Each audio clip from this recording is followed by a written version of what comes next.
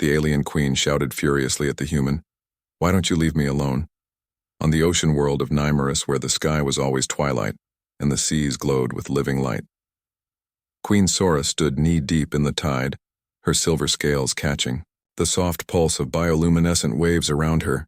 She was tall with gills that fluttered like silk along her neck and eyes. Black as deep water, yet filled with storm. She had just returned from the council chamber where the elders had argued again about the silence in the deep. The songs of the great leviathans had stopped, and with them the balance of the world. Before her on the black sand shore stood a human woman named Maya. She wore a simple blue tunic soaked at the hem from wading through the shallows, her dark hair loose around her shoulders, her hands empty. No tools, no weapons, just a small satchel slung across her chest. You were told not to come back. Sora said, her voice low like the rumble of distant thunder. I know Mia said I came. Anyway, Sora turned fully now, water dripping from her long fingers. Her expression unreadable, but her tail flicked once, a sign of tension. The last human who trespassed here was exiled to the dry wastes, she said. And you remember what happened to him? He died of thirst, Mia said softly. I read his journal in the archive vault beneath the coral spires. Aura stiffened. The vault was sealed by royal decree. No outsider had entered it in 200 cycles. How did you get in? I didn't break in, Mia said. Your ancestors left a key hidden in plain sight, a pattern in the tide charts. Only someone who understood both your math and our own could see it. Sora studied her. The human did not boast, she stated facts as if sharing weather news.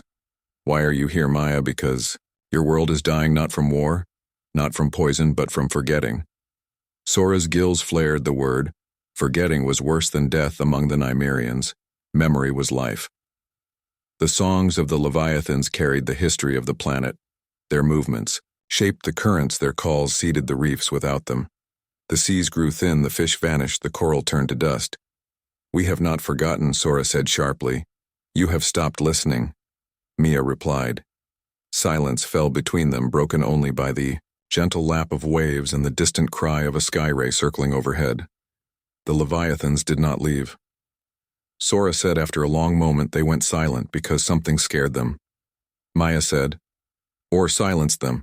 Nothing can silence the old ones. Sora said, they are older than the moons. Something did, Lisa said. And I think I know what. She opened her satchel and pulled out a smooth black stone etched with spiraling lines. It pulsed faintly with a soft blue light. This was found in the wreckage of a human deep-sea probe launched over a century ago. It was meant to study thermal vents, but it drifted into your forbidden trench. The abyssal maw. Sora's eyes widened. The maw was sacred. No Nymerian dared enter it. Not even the high singers. The probe sent back one image before it died. Maya said, a structure.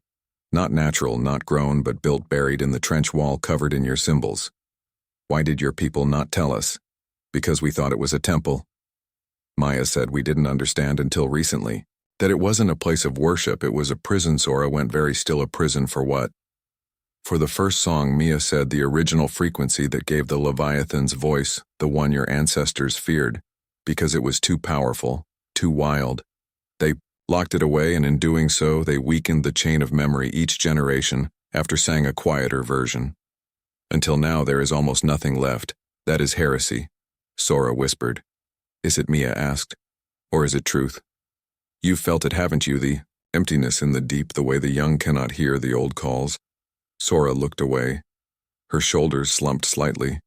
The truth was, she had felt it every night when she swam alone, hoping to hear even a whisper from the deep, and heard only silence. What do you want from me? Human, to go with me to the abyssal maw. Maya said, to open the prison, not to free chaos, but to restore balance. You would ask a queen to break sacred law. I would ask a queen to save her people. Lisa said. Sora turned back, her black eyes searching Mia's face for deceit, found none. Only quiet resolve. If this is a trick, she said, I will drown you in the maw myself. I know, Mia said. They prepared in secret using an old royal submersible shaped like a stingray. Its hull lined with living coral that glowed in response to emotion. They descended at dusk when the twin moons cast silver paths across the water. The deeper they went, the darker it became, until even the bioluminescent plankton vanished. Only the sub's soft light Remained at 3,000 fathoms, they reached the trench wall, and there it was, a massive door carved from black stone covered in Nimerian glyphs that told a story. Not of worship, but of fear. Sora traced the symbols with trembling fingers. It says, "Here," she whispered. "The first song is not a gift, it is a test. Only a true voice may awaken it without breaking. Then we will be careful." Mia said. Sora placed her palm on the door and sang a single note, low and pure. The stone groaned and slowly opened. Revealing a chamber filled with swirling light. Inside floated a sphere of liquid sound pulsing like a heart. The first song, Mia breathed. Sora stepped forward, but the moment her foot touched the chamber floor, the sphere flared red, and a wave of dissonance slammed into them, pain sharp and sudden like needles in the mind. Sora cried out, falling to her knees, blood trickling from her gills. "It rejects me," she gasped. "Maybe it doesn't want a queen," Mia said. "Maybe it wants a singer." Sora looked up, tears mixing with seawater. "I have not sung in public since my daughter vanished in the great silence." She whispered she was the best singer in our line, and she went looking for the Leviathans and never returned. "Maybe she didn't vanish," Mia said. "Maybe she's waiting." Sora closed her eyes and thought of her daughter's voice, bright and clear like morning tide. She remembered teaching her the old songs, the ones even the elders had forgotten. And then she sang, not as a queen, but as a mother. The sphere softened, its light turning gold. The dissonance faded, replaced by a deep, resonant hum that vibrated through the water, through the sub, through their bones. Outside the trench, the Leviathans stirred.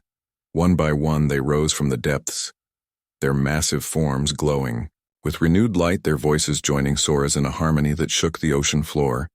On the surface, the reefs brightened. Fish returned in schools. The coral bloomed with new color.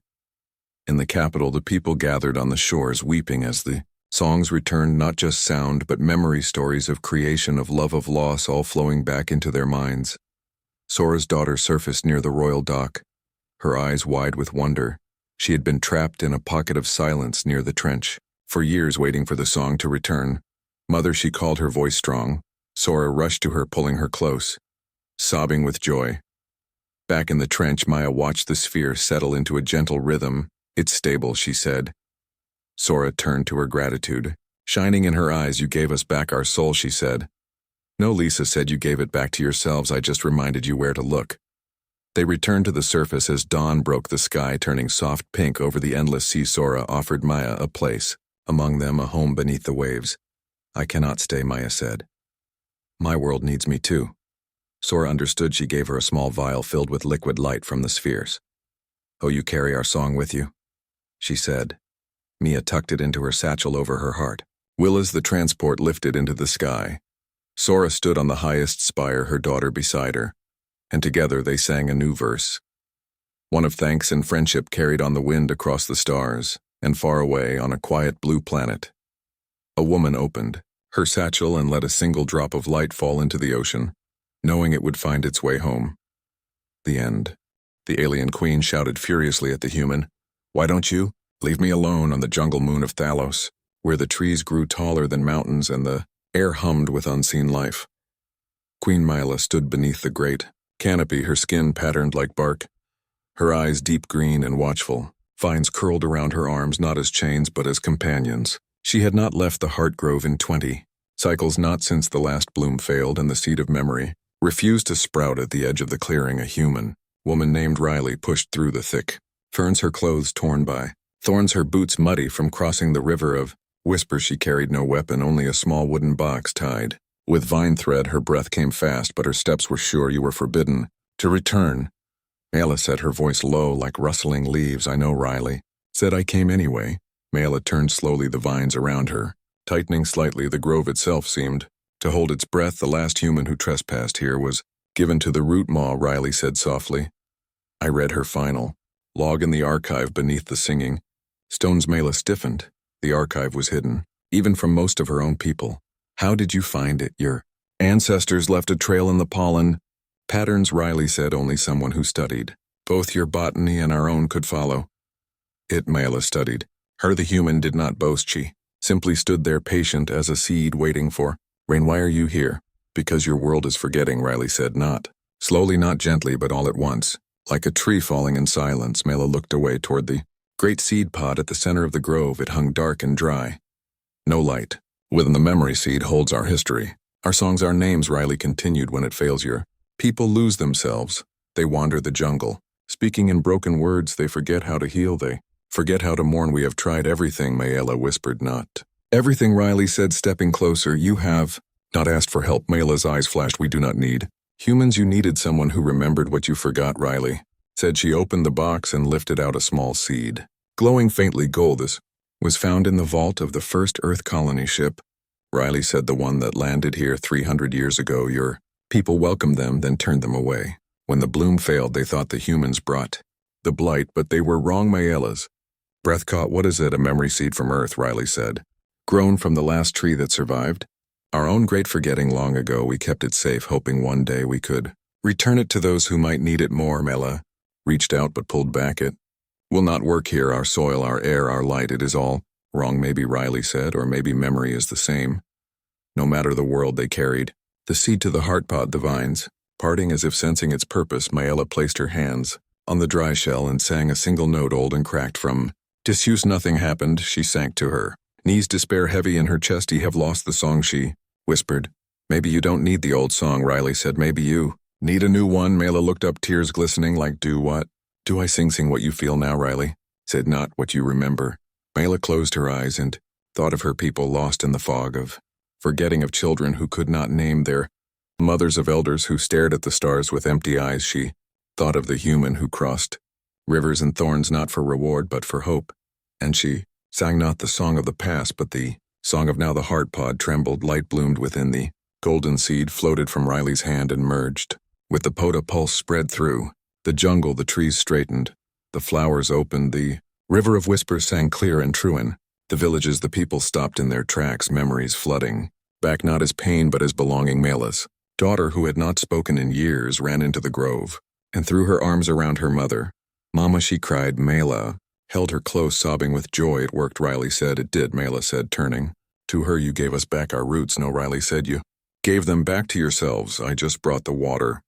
They stayed in the grove for days, watching the new bloom unfold, its petals shimmering with living light. On the last night they sat beneath the great tree, watching fireflies dance in patterns that told stories. You will return to your world, Riley said. I will, Mayela said, but I will not forget what you gave us. You gave yourselves a second chance, Riley said. I just reminded you how to grow. When the transport arrived to take Riley home, Mayela gave her a small leaf that never wilted, so you always remember where you are welcome, she said, really tucked it into her pocket over her heart. I will. As the ship lifted off, Mayela stood tall in the grove, her voice rising in a new song, one of gratitude and growth, carried on the wind. Across the stars and far away on a quiet blue planet, a woman touched the leaf in her pocket and whispered a word into the breeze, knowing somewhere it would take root. The end. The alien queen shouted furiously at the human. Why don't you leave me alone? On the frozen moon of Varel, where the sky never changed and the ice stretched forever in every direction, Queen Alara stood at the edge of the great chasm, her breath forming crystals in the air, her body wrapped in furs lined with living moss that glowed faintly blue. She was tall and lean, her skin pale as snow, her eyes the color of deep ice, holding centuries of silence. She had not spoken in 10 cycles, not since the last of the sky singers vanished into the storm.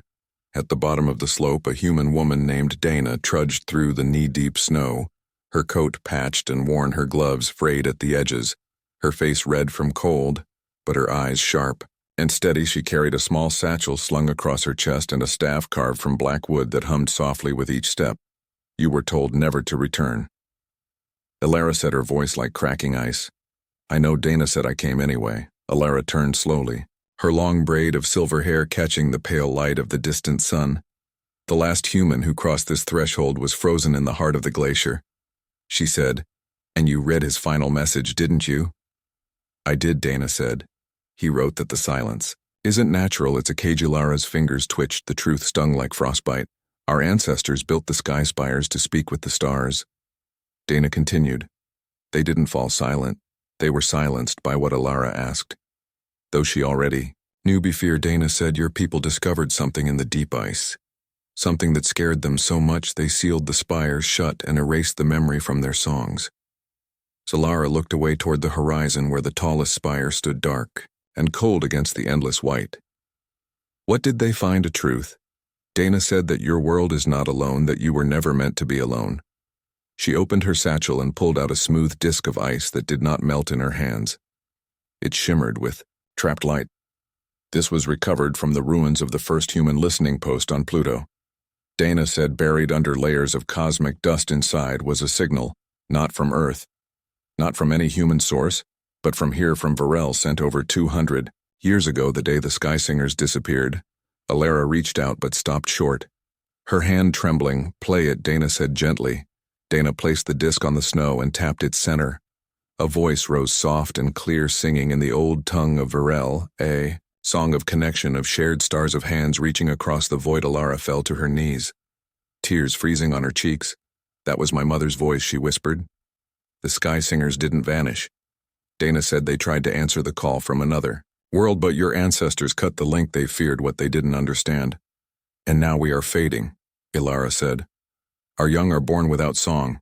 Our elders forget their names. The ice grows colder even for us. Because you cut yourself off, Dana said. Life needs connection, even in silence. What do you want from me? Human, to come with me to the highest spire. Dana said to reopen the link. Not to strangers, but to family.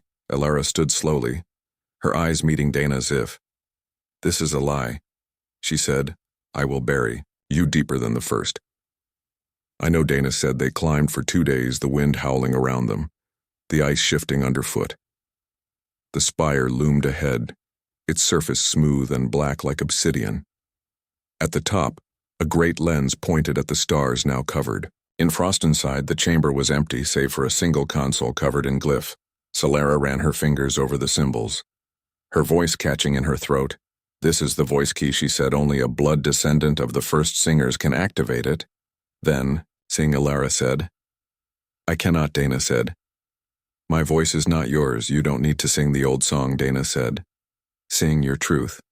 Alara closed her eyes and thought of her mother's voice, of the empty skies, of the children who would never know the stars. She thought of the human who crossed frozen wastes, not for glory but for hope. And she sang not the song of the past, but the song of now. The console lit up, blue light spreading through the chamber. The lens above cleared of frost and turned toward a distant star system glowing faintly in response. A new signal came through, not words but feeling, warmth, belonging. Welcome. On the surface of Varel, the ice began to hum. The moss in Alara's furs brightened. The young in the underground city stirred in their sleep and dreamed of stars. Alara's daughter, who had not spoken since birth, opened her eyes and whispered a single word. Mother tears streamed down Alara's face. Not from sorrow, but from joy. It worked, Dana said. It did. Alara said, turning to her. You gave us back our voice.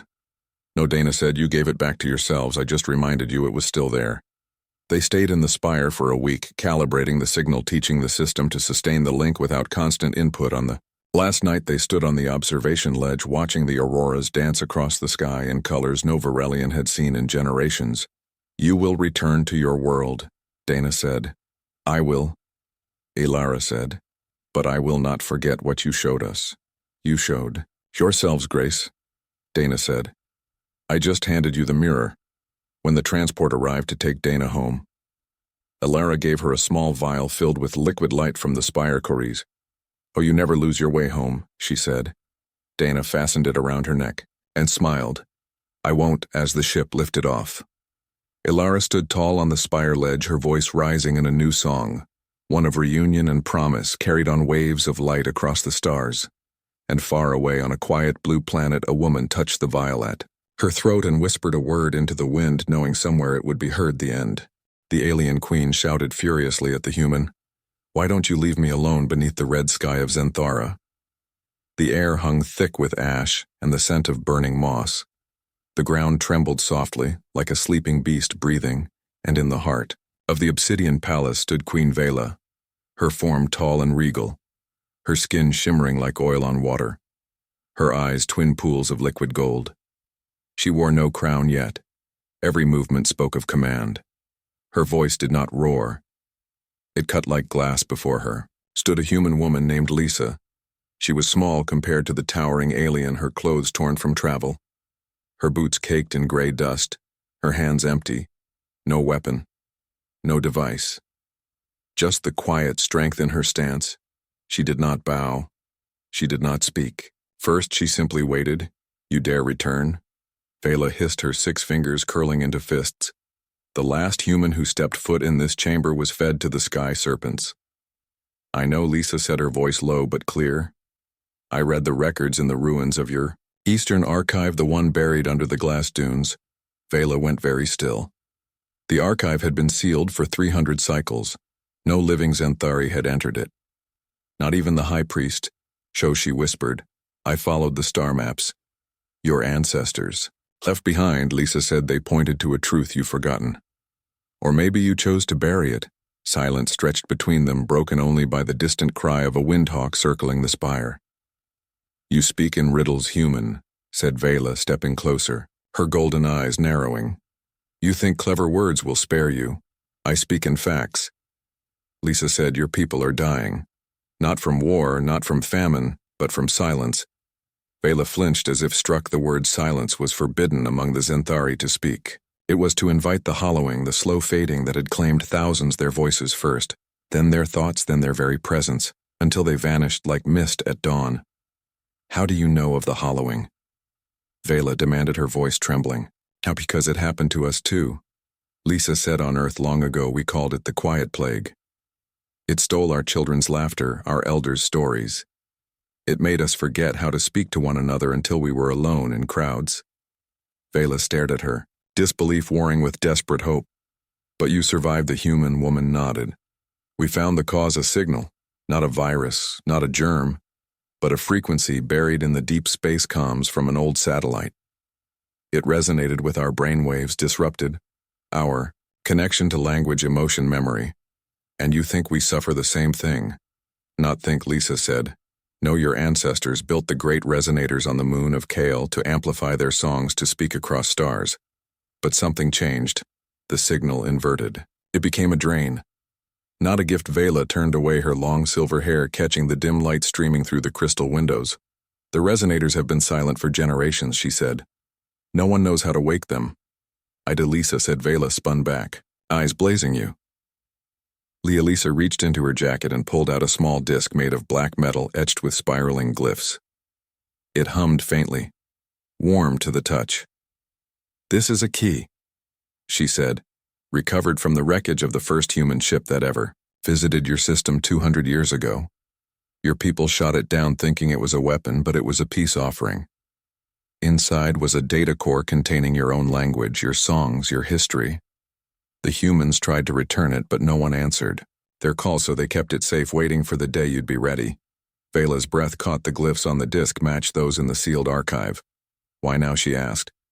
Because the hollowing is spreading, Lisa said faster. Now your outer colonies have gone dark completely if we don't act. Your entire species will fade into silence within 10 cycles. Vela walked to the edge of the chamber where a great window looked out over the dying city below. Once it had glittered with light and music. Now only a few dim lanterns flickered in the dusk. What do you want from me? Human, to come with me to the moon of Kale. Lisa said. The resonators are still there, powered by geothermal vents deep beneath the surface. They need a Zenthari voice to reactivate them, a true voice, not a recording. Not a machine, but a living soul who remembers the old songs. I have not sung in 50 cycles, Vela said. My voice is dust. Then we will find the song together, Lisa said. For a long moment, Vela said nothing. Then she turned and faced the human fully. If you betray me, she said, I will not feed you to the sky serpents. I will make you watch as your world falls into the same silence that consumes mine. I understand, Lisa said. They left at dawn, the royal skiff gliding silently over the ash plains toward the spaceport hidden in the canyon of echoes. The wind howled through the stone teeth lining the cliffs, a sound like lost voices. On the ship, Lisa showed Vela the data core. It played a recording of a Zenthari, lullaby soft and lilting, the kind mothers once sang to calm storms in their children's hearts. Vela wept then, not with tears, but with light, her eyes glowing brighter with each note. You kept this all this time, she asked. We kept everything, Lisa said. Your art, your music, your poetry, your science. We studied it not to steal but to understand. We hoped one day we could return it to you. The journey to Kale took 3 days. The moon was small and barren. Its surface cracked with ancient lava flows, but beneath it pulsed with energy. The resonator complex was built into the core, a vast network of crystalline towers humming with dormant power. They descended in a lift carved from black stone. The walls lined with murals showing Zinthari singing, "To the stars," their voices shaping nebulae weaving time. At the center of the complex stood the Heartstone, a massive sphere of pure quartz. Floating in midair, it needs a voice. Vela said, her hands trembling. "And a reason to sing," Lisa replied. Vela stepped forward, placed her palms on the Heartstone, and closed her eyes. She tried to remember the lullaby, the one from the recording, but her throat was dry, her mind blank. Nothing happened. She opened her eyes, frustration and shame burning in her chest. "I cannot," she whispered. "Maybe you're trying too hard," Lisa said gently. "Maybe you don't need the old songs. Maybe you need your own." Vela looked at her confused. "Sing what you feel now." Lisa said, "Not what you remember." Vela took a deep breath and thought of her people fading in silence, of cities gone quiet, of children who never learned to laugh. She thought of the human who crossed stars, not for profit, not for conquest, but to give back what was lost. And then she sang. It was not perfect. It cracked in places, it wavered, but it was real. It carried grief and hope and the stubborn will to be heard. The Heartstone flared white light spreading through the complex. The towers awakened one by one, sending pulses of sound into the void. Not noise, but meaning. Not signal, but song and Zenthara. The people stopped in the streets. They looked up as warmth returned to their bones, as words came back to their lips, as memories long buried rose like bubbles in clear water. In the capital, a child laughed for the first time in the fields. An elder whispered a story to the wind in the palace. The sky serpents coiled gently around the spires and hummed in harmony. Back on Kyle, Vela sank to her knees, exhausted but smiling. "It worked," she said. "It did," Lisa said, kneeling beside her. "Why did you do this, Lisa? Why risk your life for strangers?" "Because silence is the enemy of all thinking beings," Lisa said, "and no one should face it alone." Vela reached out and touched Lisa's cheek, her fingers cool but kind. "You are not a stranger anymore," she said. They stayed on Kale for a week, calibrating the resonators, teaching the system to sustain itself without constant input. On the last night, they sat on the observation deck watching Zenthara rise over the horizon, a blue-green jewel in the black. "You will return to your world," Lisa said. "I will," Vela said, "but I will not forget what you gave us. You gave yourselves a second chance." Lisa said, "I just handed you the key," when the transport arrived to take Lisa home. Vela gave her a small pendant made of Heartstone. It glowed faintly in rhythm with her own pulse. "So you never lose your voice," she said. Lisa fastened it around her neck and smiled. "I won't." As the ship lifted off, Vela stood tall on the landing pad, her voice rising. In a new song, one of thanks and promise, carried on waves of light across the stars. And far away on a quiet blue planet, a woman touched the pendant at her throat and whispered a word into the wind, knowing somewhere it would be heard. The end. The alien queen shouted furiously at the human. "Why don't you leave me alone?" On the desert moon of Kalis, where the sands shifted like living breath, and the twin suns scorched the sky, to White Queen Nyla stood atop the highest dune, her form wrapped in flowing robes woven from starlight thread, her skin pale as bone, her eyes hidden behind a veil of silver mesh. She did not move as the wind howled around her, carrying whispers of the dead, the last of her people huddled in the underground city, below, their voices growing fainter each cycle, their dreams stolen by the silence that crept in through the vents at the base of the dune. A human woman named Grace climbed slowly, her boots sinking in the hot sand, her face streaked with dust, her water pack nearly empty. She carried no weapon, only a small box strapped to her chest, its surface etched with symbols, older than the moon itself. "You were banished," Grace said when she reached the top, her voice hoarse but steady. "I know," Nyla replied. "Without turning, the punishment was exile, not death, yet you stay here alone." "Because down there," Nyla gestured toward the hidden city, "they forget who they are. They forget me. They forget themselves." Grace stepped closer. the sand hissing underfoot. It's not their fault, she said. It's the Dream Eater. Nyla finally turned, her veil fluttering in the wind beneath it. Her eyes glowed faintly. Violet. The mark of a true dreamweaver. You speak of myths, human, she said. The Dream Eater is a story told to frighten children. Then why do your people wake screaming with no memory of their names? Grace asked. Nyla said nothing. Grace opened the box and lifted out a small crystal. It pulsed with a soft amber light. This was found in the ruins of the first human outpost. On Mars, Grace said, buried beneath 3 layers of ash and time. Inside was a data shard containing your people's oldest warning. Not a myth, a record.